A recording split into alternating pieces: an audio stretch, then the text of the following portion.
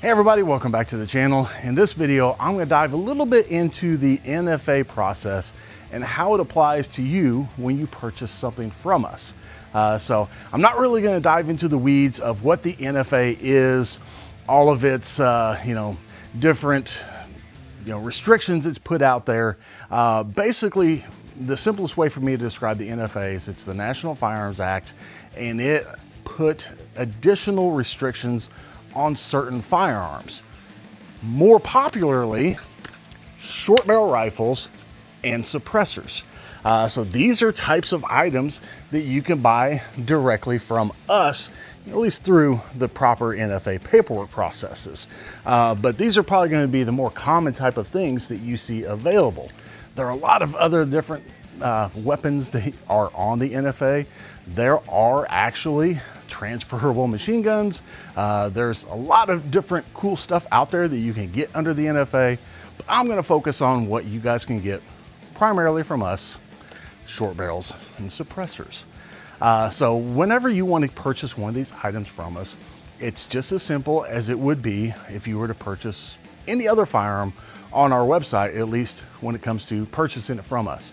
You can go to our website, you can go to the NFA tab, which is going to show you the short barrel rifles that we have available, or you can go to the suppressors tab and see the zeroed and def can suppressors that we have. Once you choose what it is that you would like to purchase, you can simply add those to your cart. When you add those to your cart and you go through checkout, you're then going to be asked for the FFL that you would like us to send those to. Now, one thing I would like to state before you choose that FFL, if you've never worked with them before, make sure you contact them and make sure that they are doing NFA transfers, because a lot of firearms or a lot of FFLs, while they might do regular firearms transfers, they might not do NFA transfers. So now, stepping back a little bit, let's get back to the purchasing process. So you've selected that FFL, you've confirmed that they will accept an NFA transfer. So now all you have to do is just finish and complete the checkout from us at our website. Now, once you've done that, we then have to produce the firearm, make sure we have production up on the suppressors, depending on which one you purchase. And then once it is produced and ready to ship, we have to do a Form 3. So a Form 3 is just ATF paperwork between the manufacturer and the dealer, or between an FFL and an FFL. So that basically says the ATF approves this restricted item to go from this FFL to that FFL. Once it gets approved, we ship it to the approved FFL, and that is technically now theirs. And then they'll contact you and say, hey, your short barrel rifle or suppressor showed up. Why don't you come in and do your additional paperwork? Now, at that time is when you do your Form 4. So the Form 4 is for pre-manufactured short barrels and SPRs.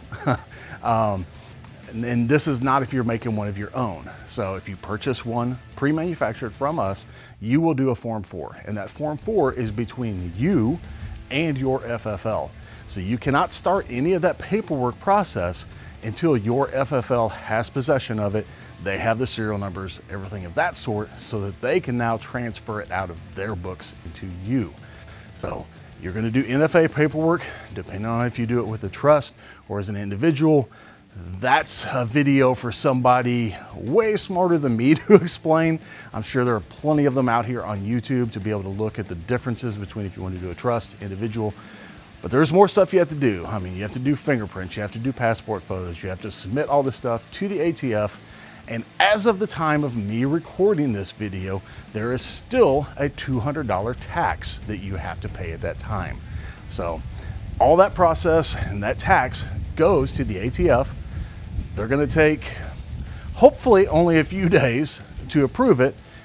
They'll send the approval to your FFL, and then your FFL is going to allow you to come pick it up with your registration forms. I have seen some forms take longer, depending on the area of the country you're in, depending on if you did as an individual or a trust. So processes, I've seen them come back as quick as a few hours up to months. But 10 years ago, they were taking a year and a half.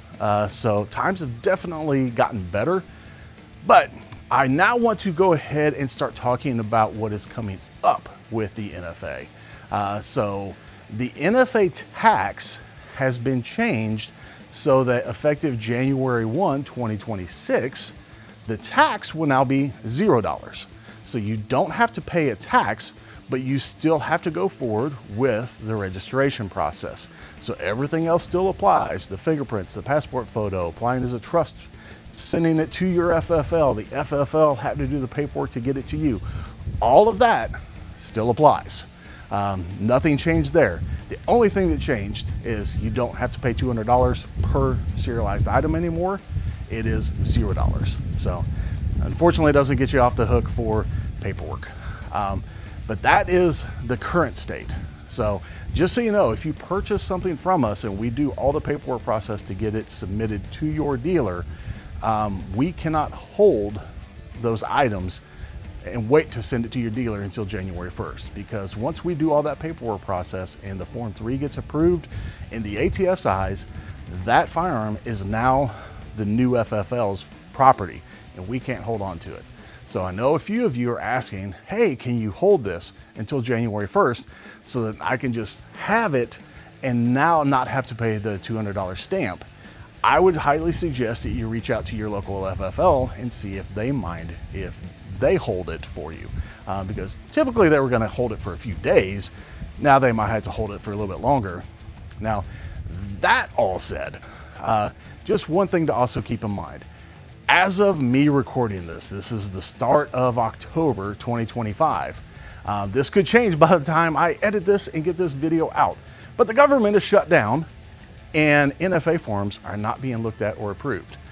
So hopefully that doesn't take very long, because we're still submitting them, waiting for them to be approved. And hopefully when things come back online, they'll get approved, and anybody that was currently waiting will have stuff shipped soon.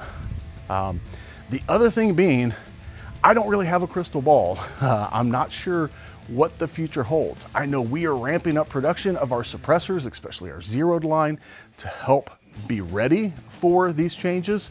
But I'll tell you, come January 1, I don't know. There might be a backlog, there might not be. They do have their e-forms, which actually work a lot faster, but who knows? I don't want to be a conspiracy theorist, but it is a computer program. Who's to say it might not glitch out or something? So currently, if you're in the mood to get, an NFA item, maybe that $200 that is currently still on the books is a convenience fee. I don't know. That's just my brain, just playing tricks on me, trying to think of different things. But so again, NFA process, you can get short barrels and suppressors from us. We have to go through NFA paperwork to your dealer. Your dealer then has to do the NFA paperwork to you. You can't start any of that paperwork until your dealer has it. At that time, when your dealer has it, you'll pay the tax, which is currently in place, but will go away on January 1, and you'll do all the background check. Yes, it's still a registry. Yes, all of this information is still recorded with the ATF. They are gonna know the serial numbers that you purchased. You're just looking at January 1, saving $200, not having to pay the $200 per item when it comes to that tax stamp. So hopefully this sheds light on things a little bit as far as what all's going on. It's still a bit of a process. It's just come January 1, it's gonna save you a little bit of money, but since it's saving money, we might see an influx of people buying and things might get backed up. I don't know what the future holds on that. So if you want, pay the $200 tax right now and pay it as a convenience fee and get your stuff going if that's what you want to do. But that's a quick look at the NFA, a convoluted process that I personally think we shouldn't have to do. But if we want to go pew and do it through the proper channels, we have to abide by those. But I'm gonna shut up and head out for the day. Guys, thanks for tuning in. And as always, stay safe out there.